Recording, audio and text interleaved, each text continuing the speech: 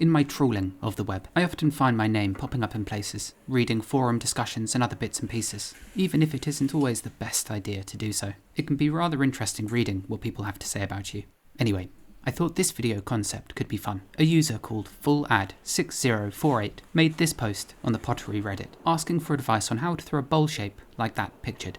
Karen H left a comment suggesting they watch my videos for help, as it's true I do make shapes that are similar to the one above. And so, this week, I'm going to attempt to throw and trim this shape, and who knows, maybe the OP will end up watching this video and find it helpful, as this is a particularly difficult shape to create. And who knows, if this is a popular idea, maybe this sort of video could be a series of sorts going forward. So, let's dissect this shape a bit. I can only presume that the dimensions shown are those for the finished object, so the versions I'm going to throw are going to be 12% larger than this to account for shrinkage. So, with that in mind, I'm going to throw these at about 24 centimeters across by about 7.5 centimeters tall.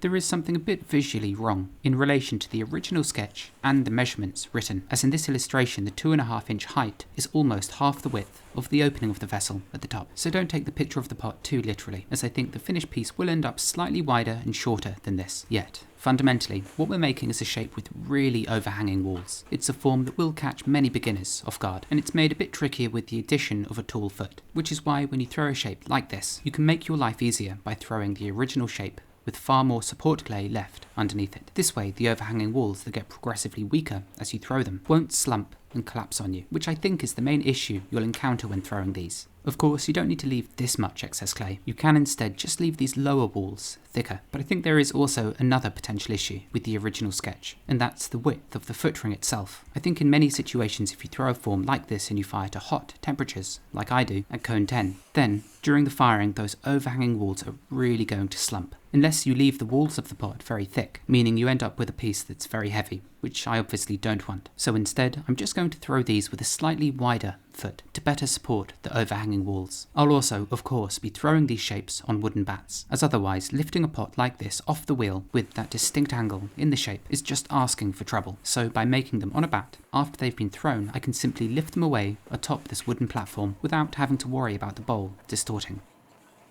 So, to begin, the way I attach bats to my wheel is by first throwing a clay pad, like so, and then dry it out, make sure it's perfectly flat, and press some lines into it. It's not pretty, nor is it necessarily the easiest way of attaching bats, but some habits die hard.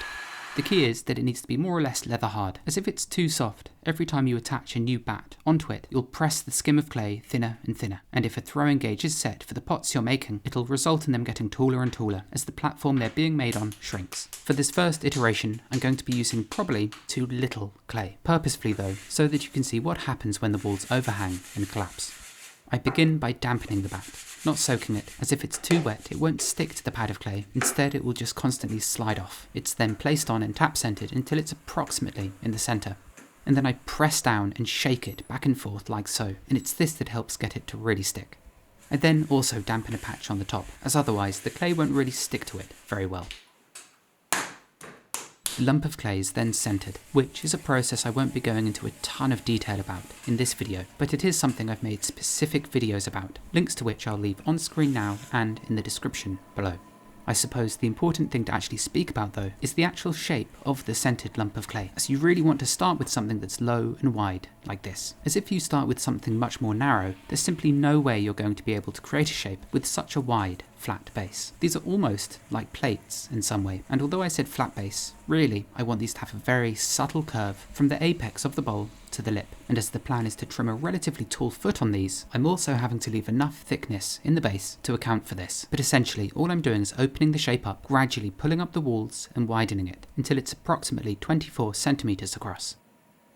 I try not to throw the sharp angle in the wall until later, because as soon as that sharp point is set, it'll make it far more difficult to alter the shape thereafter, so it should almost be one of the final features you throw into the vessel, as you can't easily undo it. At the same time, I'm trying to leave the inside shape curvaceous, so I don't want to throw that angle to be too distinct, as otherwise it'll affect the interior shape. Instead, if anything, I'll purposefully leave the walls to be a touch thick and with a form that is mostly curved, and then I'll turn the more distinct angles into the shape once it's leather hard. This way I can keep the best of both worlds and create an object that is more functional.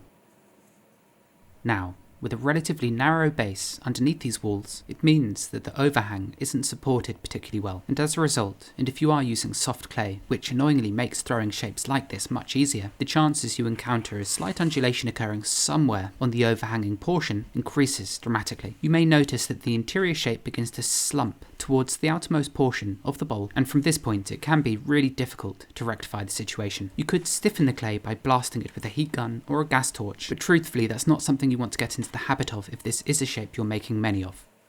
And thus, in trying to correct this shape and attempting to throw a sharp, angular section on the outside, I'm sure what many of you will encounter is something like this. The walls collapsing, the pot now ruined. Thankfully, the solution is really straightforward, and it's simply to use more clay than you'd think to make these. And essentially, this additional clay is purposefully being left in the base to support those overhanging walls to prevent them slumping. What this allows me to do is to throw an initial shape that's wider and just as thick as the one before, and by having a wider base at this stage, I can more confidently overhang the walls without worrying about the shape weakening and collapsing. The other key when you're making shapes like this is to not press in too much at the bottom to scoop clay up, as the more you press in, the narrower the base becomes and the less support you have. So the initial centered shape you throw actually has to be wider than you think to account for this. And now that the walls have been pulled up high enough, I think, I can begin to carefully stretch them outward and create the rough angular shape I'm after.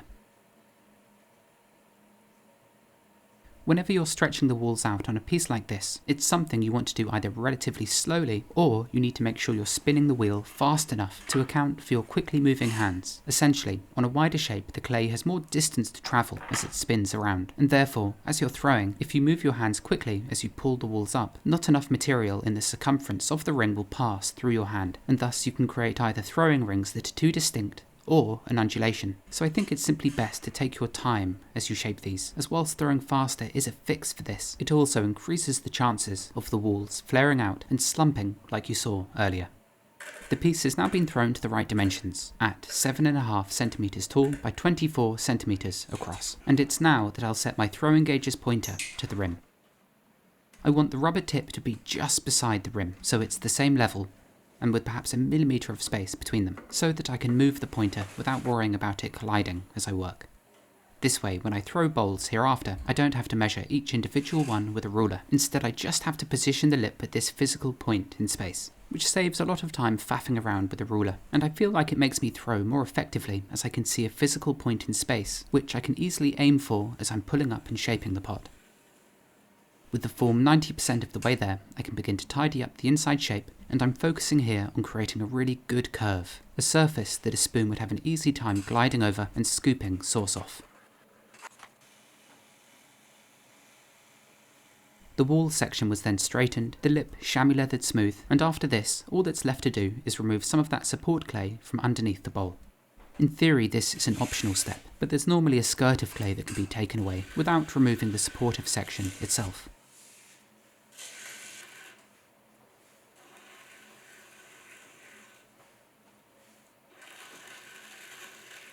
And lastly, I'm not going to wire these off initially, as by dragging a wire underneath a shape like this, you could quite easily distort the overhanging walls and the lip itself. And instead, this is something I'll do at the end of the day, after the clay has stiffened up somewhat, as they'll be a bit more sturdy and will hold their shapes better.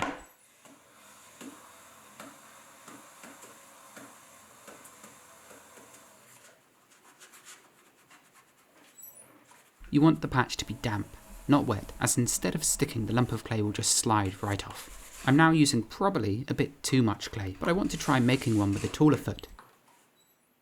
And the only way to really do this is to quite dramatically increase the weight of the initial lump, so that I can strategically leave clay in the appropriate places. At the same time, if you are struggling with walls that keep collapsing on you, you can just use more clay like this. You just have to make sure you trim enough of it away at the leather hard stage, otherwise the piece could end up feeling bottom heavy. Also, when you're removing clay from underneath a pot, like so, you really have to be careful not to let too much build up on the turning tool itself. Otherwise, if too much of a clump accumulates, it can end up being pushed into the walls of the pot above it, deforming the overall shape of the pot. So it's best to take it off bit by bit if you are gouging quite a lot away.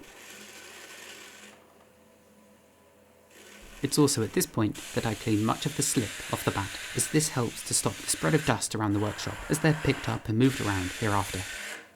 If the wooden bat is stuck down really firmly, I try not to pry it off and bend the surface too much, as if you bend the surface underneath the bowl, that can bend the bowl itself. So if they don't lift off easily, I tend to grip the bat from the sides and then gently spin the wheel, and eventually it should break loose whilst remaining completely flat. And here's the last of 3 I'm making, again thrown from about 2 kilos of clay, yet with the vast majority of that being left in the base.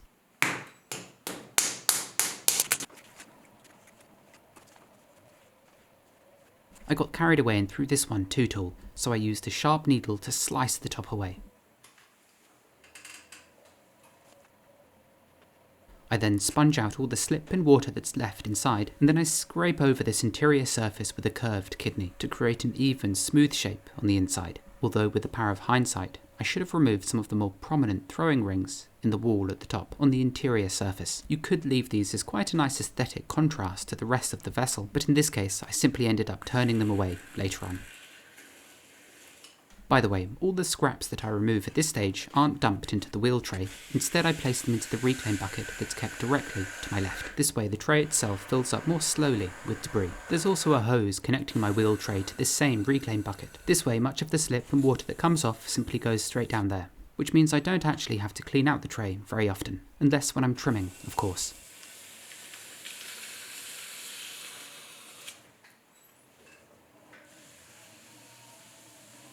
With the bowls now off the wheel, I'll leave them out for the rest of the day so their rims and upper portions of the walls can dry out, and hopefully by the end of the day I'll be able to flip them over onto their rims so they can be left out overnight with their bases exposed, as it's this thicker part that really needs ample time to turn leather hard.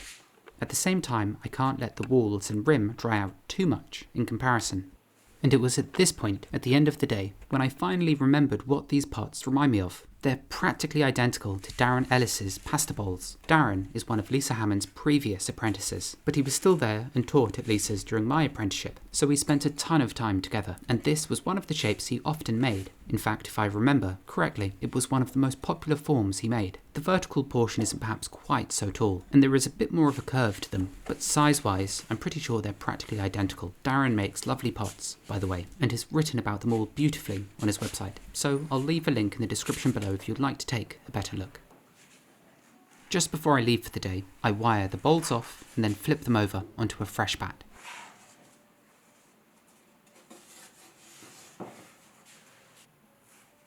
They're still really wet underneath, so I'm going to leave these pieces completely exposed overnight, but with some plastic sheeting carefully wrapped around the rims of each, as I don't want that portion to dry out too much.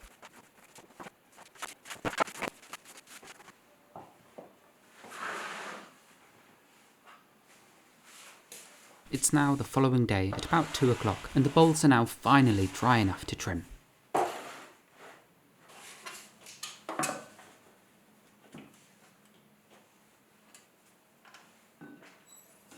Pots that are so heavy and low and wide hold themselves really well onto the wheel, so I quickly turned away the throwing marks I left on that interior surface and beveled the rim slightly to a sharper point. And it's at this stage that I can further define the outside shape, and I start by just skimming over this outer portion of the wall to make sure it's really flat and straight. There isn't much clay to remove here. Instead, I was really just defining the shape and making sure it's to my liking. The next step is to flip this pot upside down, centre it, which I do by very gently tap centering it, which is a video I've made another much more technical video about, a link to which you'll find on screen now and in the description below. I don't think I'm going to be able to trim a foot that's this narrow. As you can see, if I made it this size on this shape, there'd simply be so much overhanging clay, and the only way I'd get away with this particular body, would be to leave the walls themselves excessively thick, which isn't something I want to do. So instead, I'm going to widen the foot. Not massively so, but enough so the vessel holds its shape during the reduction firing to cone 10. Now, you sort of have to think about all that support clay I left in the initial shape like scaffolding, and now that the clay has dried out enough to leather hard, it can be taken down. I'm using my very sharp tungsten carbide tools initially, as my aim here is to simply remove as much clay as quickly as I can, whilst keeping in control. By the way, the spinner that's placed on top just helps me to exert more consistent downward pressure. This helps keep the bowl pinned against the metal wheel head, as there is always the chance, when you're applying quite a lot of force to the outside of the pot, that the blade catches, and this normally causes the pot itself to jutter and potentially jump upwards, and thus this tool just helps to keep everything under control. This is the bowl that had the least clay in the bottom, so I won't be able to trim an exceptionally tall foot on this, but with the base portion revealed, I can begin straightening the overhanging segment, whilst creating a very crisp edge where this portion meets the vertical wall beneath it.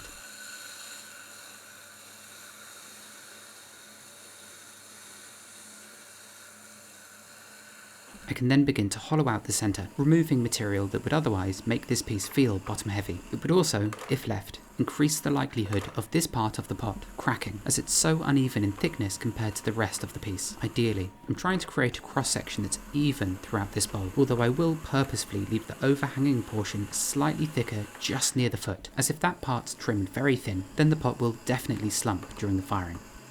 As for the depth of this part, visually it has to match the height of the wall on the other side of the foot.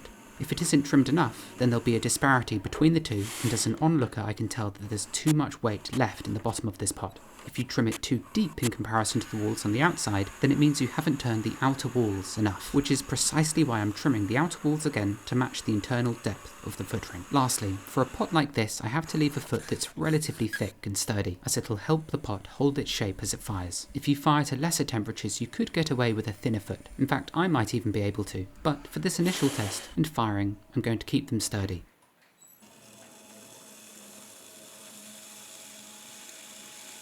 The last thing I add is my maker's mark, which fits rather snugly into the foot itself. With that, I very quickly burnish either side of the maker's mark to press in the clay that was splayed outward by pressing my mark in. I then took a measurement of this foot so that I can turn the other feet on the other bowls to match. And lastly, I just run a damp, dense sponge over the rim to soften it. I did trim the lip slightly, which leaves quite a rough surface, and this just knits together the particles of clay, creating a surface that's more flush and cohesive, meaning the glaze will sit better over it. Okay, let's trim the piece with the taller foot. There are still some throwing marks I need to get rid of in the top section, and I hope this goes without saying, but of course that's completely optional. If you want to leave them, leave them. If you're trying to recreate these bowls, you don't have to do everything like I do.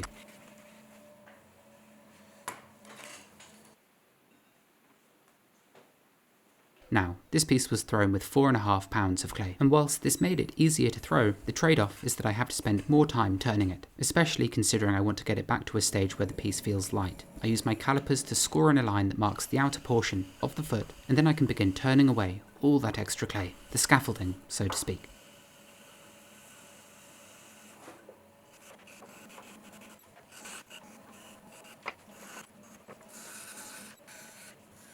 Quite a distinctive shape on the whole, and in a similar vein to many of the bowls I've been making recently, I really like having the contrast between the angular exterior and the curved interior. This hook tool is wonderful for trimming feet. It's really sharp, and when it snags, it really snags. But if you have some experience turning, I highly recommend getting one, especially for hollowing out feet like this. As I trim, I periodically press on the bottom, and as soon as I feel like there's any give, or if the base just bows inward even slightly, then it's time to stop trimming, as the last thing I want to do is to make this part too thin or turn a hole in the base. I bevel the foot on either side, as this makes tidying up the glaze on this piece easier, together with creating an edge that's less likely to chip as this piece is moved around and used. These pieces are relatively thin and the clay is still quite soft. Truth be told, I could have waited an extra hour before turning these, which is why I'm flipping this pot back over between two bats, as I don't want to impart any unnecessary undulations or distortions into the pot at this stage, as they could develop into cracks or splits in the rim further down the line. Despite not having the really narrow foot the illustration had, they still look almost as if they're floating, together with the wider foot providing more stability, meaning the pot won't topple to either side quite so easily. Compared to other bowls that I make with narrow feet, this is a shape that you typically won't hold as you eat from it, so the wider foot works well, and I think visually I prefer the taller foot, but I'd like to hear what you think too. It feels more distinctive and more unique, more purposeful perhaps. Anyway, this is how you throw and trim a shape like this, and you never know. I do lurk on the pottery subreddit, and it's quite interesting for me to make and troubleshoot pots you guys are potentially having difficulties with. So if you like this style of video, leave me a comment letting me know, and maybe I'll do more of these in the future. The last and very important thing for a shape like this is to keep it covered in some way so that it dries slowly and evenly. Thanks so much for taking the time to watch, and I'll see you next time.